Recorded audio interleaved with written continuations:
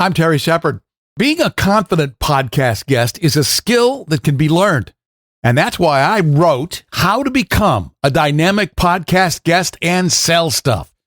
It's a sweet and short primer that teaches you about the gear, the appearance, and the messaging that can grab and hold today's micro attention spans and motivate your listeners to take action. How to Become a Dynamic Podcast Guest and Sell Stuff. The digital version is just $1.99 at Amazon. Grab your copy today and sell more books tomorrow. In Conversation with Terry Shepard, award-winning broadcaster, narrator, and author. A deep dive into the writer's craft with the artists and support systems who create the stories we love.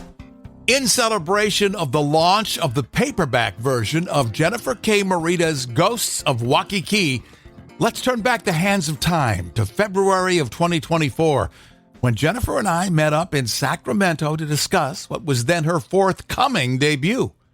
We'll get a great synopsis of the book and learn a few things about how one woman with a writer's dream made it come true. So Maya Wong is an unemployed newspaper reporter who reluctantly returns home to Hawaii to be a ghostwriter for a controversial developer. She isn't thrilled about writing a puff piece for a man whose family paved over much of Oahu, and neither are her family and friends. So all Maya wants to do is finish the book and go back to California. But when her new boss's father dies under mysterious circumstances, she finds herself in the middle of murder. And to make matters worse, the detective in charge of the case is her ex.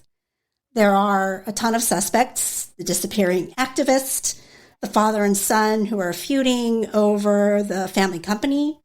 Even the charming attorney Maya recently started dating has a motive. And soon, Maya becomes a killer's target and discovers coming home into paradise can be murder. I asked Jennifer the eternal question all of us who approach a keyboard with a book in our heads face: how do you find time to write? I squeeze in whatever time I can manage. When I'm working, I eat my lunch at my desk so I can write during my lunchtime. I go to work early after I dropped off my kids at school so that I can leave a little bit early and go home and write for a little bit before dinner. And then I stay up late and I write. And when things are really I'm on a crunch for a deadline, I go away somewhere. I either spend the entire day at a cafe somewhere, or sometimes I book myself into the Holiday Inn downtown because it's like downstairs. There's some great cafes and bars for me to get a cocktail. And that time alone with no one bothering me, I can get a lot done. Like that, this past weekend was fabulous. I had a weekend to myself. The husband, the kids, and even the dog were gone. Yeah, and I got my writing done. We're revisiting our 2024 conversation with author Jennifer K. Morita. The hardcover of Ghosts of Waikīkī was still in the pipeline for a fall release. And this week, her publisher made the story available in paperback.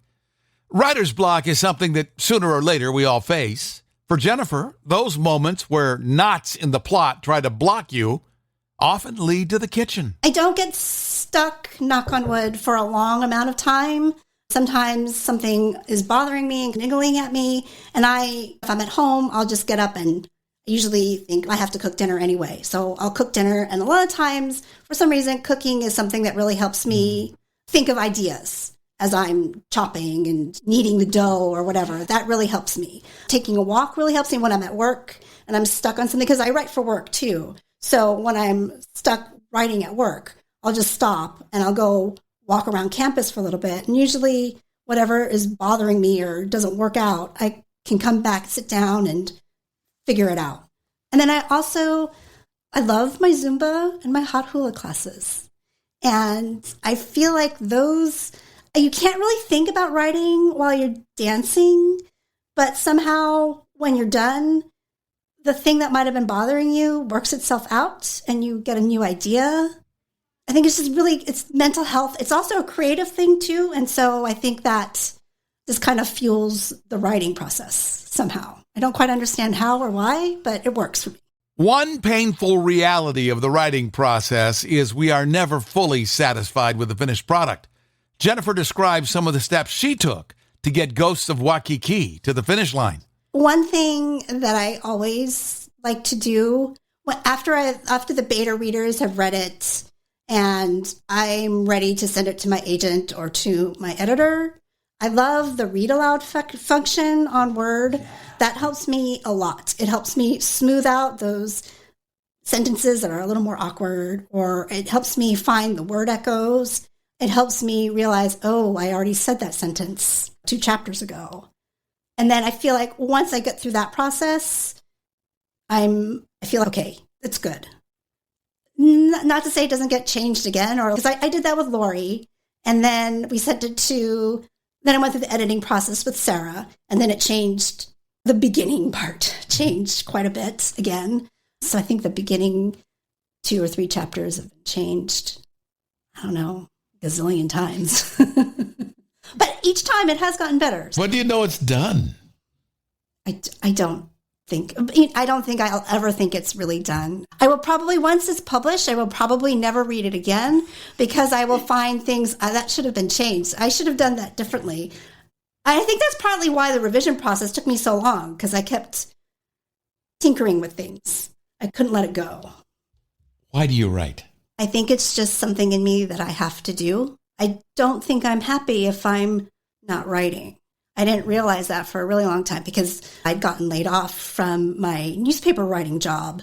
And it was right when I just had my first child. I was really busy being a first-time mom. So I didn't write for like maybe 1 or 2 years. And then I started freelancing. And that made me feel better. I like that. I found a purpose again. And I didn't do that as much though. And once I started writing fiction, my mood got so much better. It's therapeutic, isn't it? Yeah, it is. It's just something I think I have to do. Whether or not anyone reads me, I think I will just still have to write. Jennifer K. Morita talking to us in the winter of 2024 about the Ghosts of Waikīkī. The book is now available in paperback wherever cool books are sold, and you can learn more about Jennifer at jenniferkmorita.com. In Conversation with Terry Shepard is a copyrighted presentation. All rights reserved.